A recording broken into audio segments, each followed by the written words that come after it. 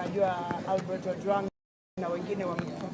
much before we got there, kulikuwa na so much police wametuzuia wametublock hapo. So the time we got there was not because sisi hatuwezi keep time, because they blocked us. Okay. And you can't define that this person show enough respect anafaa kuenda.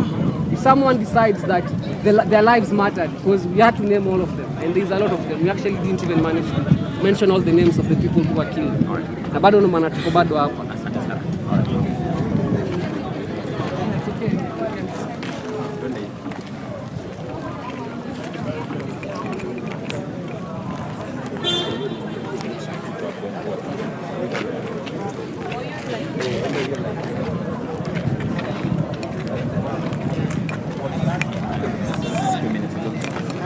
We were walking very peacefully, very beautifully, with flowers, with roses, with flags, with placards.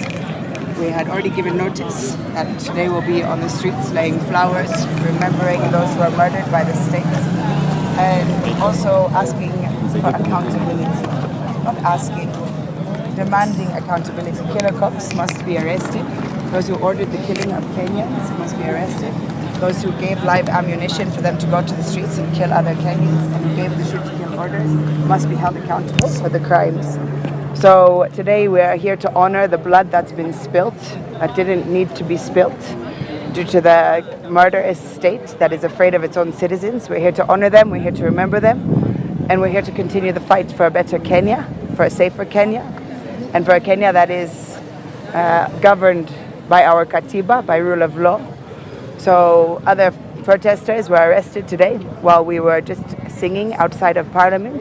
Everything was screened, it was on air. It was very peaceful. Even I was scratched up while we were only laying flowers with the mothers. So we came to demand for their release, as well as the release of other Kenyans who have been rounded up across the country. All right. The police say that your notice was to lapse at 1 p.m.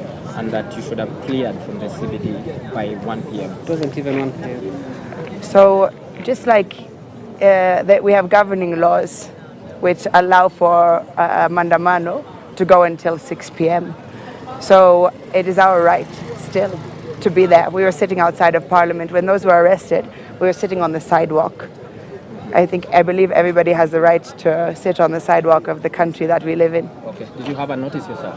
I did it together with Mama Rex. And what was the time there? I actually didn't look at the time. Okay. But probably as we wrap it up, yes. What are you going to do now that you've been blocked from accessing the Central Police Station? Well, I'm not a leader of this movement. We're here collectively. So we'll wait for others to gather and then collectively decide what we'll do next. All right. Let's speak to you. Huh? Oh, yes, please. Poa. Niambia. Sorry about that. No, it's okay.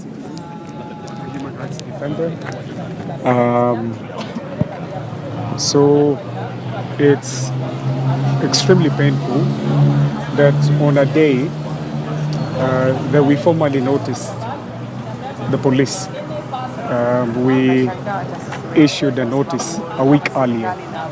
The government were to march alongside the families, the survivors and the victims to the Parliament to issue our demand letter once again, and also to honor the lives, the 60 plus lives that we lost in June 2024.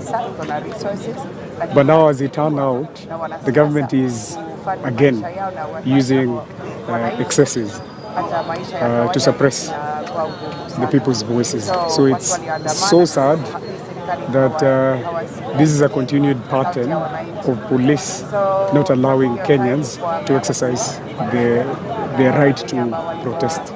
Okay. Yeah. Are you one of those who served the police the notice? I was actually there. I was in person at the Jogo House when we formally noticed the police. Okay, because there's this back and forth about the time that you gave the police. What time were you supposed to finish and your demonstrations? I mean, I'll say like my colleague, we do have governing laws that allow mandamanos to go up until 6. So you cannot dictate the time that people have to come here to express themselves. And tell them about the blockade that we found when we were going to Parliament. So last year we had a barricade barring the Parliament building. Again, it has been repeated. We've seen barricade manning the entire Parliament building. And you have to remember all the families, all the Kenyans who came out today, they're very peaceful. They were not armed. These include families. Mama Kennedy was there. So it's very sad for the government to block us from accessing the National Assembly, where we're going to issue our demand letter again. So Yeah. they cannot. Thank you so much. Na wanaogopa sana asa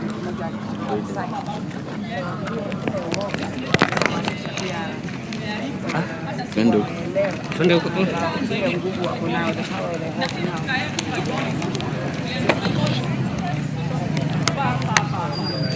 The enemy of the nation right now, it's tribalism. Thank you very much. Asante sana. Hizo ndio mambo iko na hadi hapa TV tunapata mshiko. Thank you. Asante. Mwambie tunaendeleza maswali. Hi.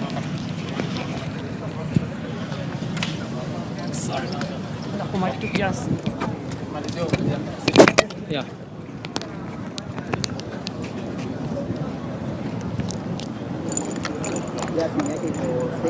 Yes, ndugu, unaitwa nani? Naitwa Paul Duo Kabwe. Yes. Kutoka pande ya Juja. Home ni Naivasha. Na nimeshukuru kwa nyinyi kuniita. Asanti. So ndugu, ni probably ni nini imekuinspire? Like ni nini imekuinspire kufika hapa hadi unaona uko na mabango hapo hivyo kidogo? Ulipata motisha wapi? Mabango ni message nilianza kuanzia date 17 January this year. The message I was given in December last year, November, that I will be used to heal this nation. Political, social, economic, spiritual, environmental. Na siku ya leo we are honoring them. Katiba yetu inaturuhusu. Statement ya kwanza huwa inasema we the people of Kenya, we acknowledge the supremacy of God Almighty. Ya pili ni honor. We honor them. They are our heroes and we have to honor them. Katiba yetu inaturuhusu. Na